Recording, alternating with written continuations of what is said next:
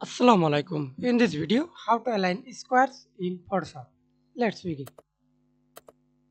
See this squares on. Align this. Hold control. Select two square and align middle.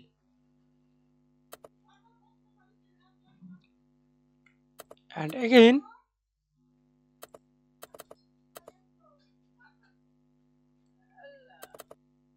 hold control. Select align middle.